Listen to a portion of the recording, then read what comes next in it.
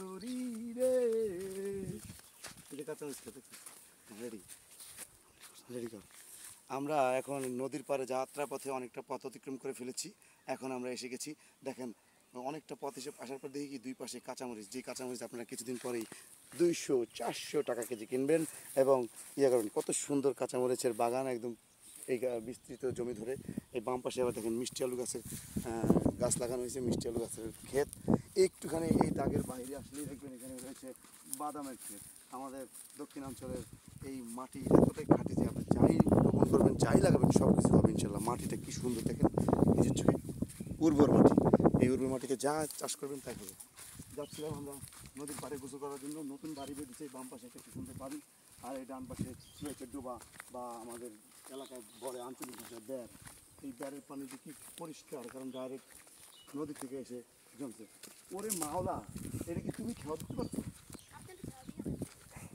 আমি তো পারি না, আমি তো ঢাকা শহরে জন্ম, আমার জীবনে আমি পারি না।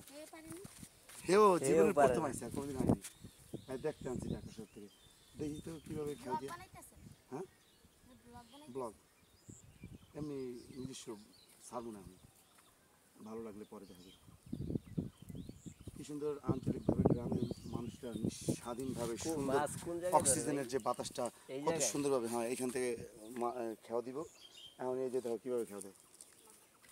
খেয়া দেওয়ার যে এরা যে পারে সে ছোটো মানুষ হইলেও পারে, আর যারা না পারে তারা আমার মতো বুড়া হইলেও পারে না। এই দেখেন, আমি ওই যে রাকিব আছে না, যে বিয়ে হইতেছে, ওই যে ওই সোজা সোজা বাড়ি, ওই বাড়িতে বিয়ে হইতেছে, তুমি চিনো? কাকি তাই নাকি? তুমি কোন জায়গায় থাকো?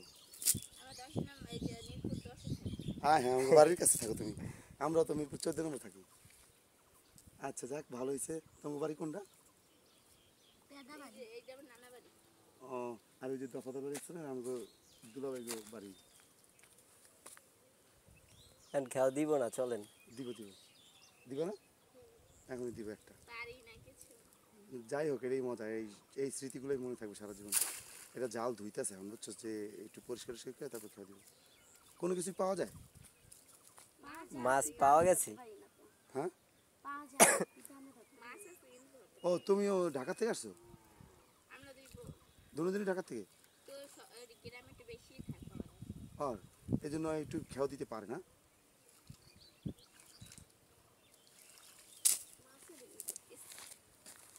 তুমি একটা খেয়াল দাও তো দিই, আমরা আর কিচ্ছু চাই না, আমরা খেয়াল দেখে চলে যাবো।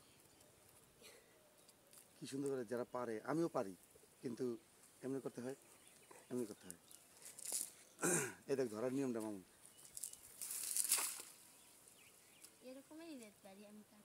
ও তুমি এইভাবে করে মাছ ধরো?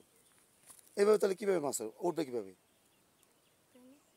আরে এইভাবে তো মাছ ধরে না। আল্লাহ আল্লাহ, পারে না এইভাবে। তুমি সারা জীবন চেষ্টা করলে তো মাছ পাবে না। হায় রে কপাল তোর তো মামুন। এটা একটু রাখতো, কি যে একটা বিপদ। এই জায়গায় দেন। হ্যাঁ, দাঁড়াও দেখে দিচ্ছি। মাছটা ধরার একটা নিয়ম আছে না। এই দেখো উঠাও জালটা।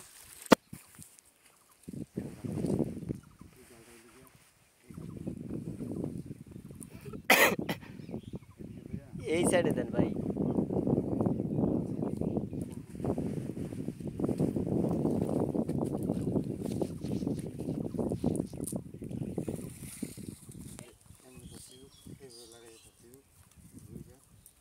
এই যে এই সাইডে দেন, এইদিকে।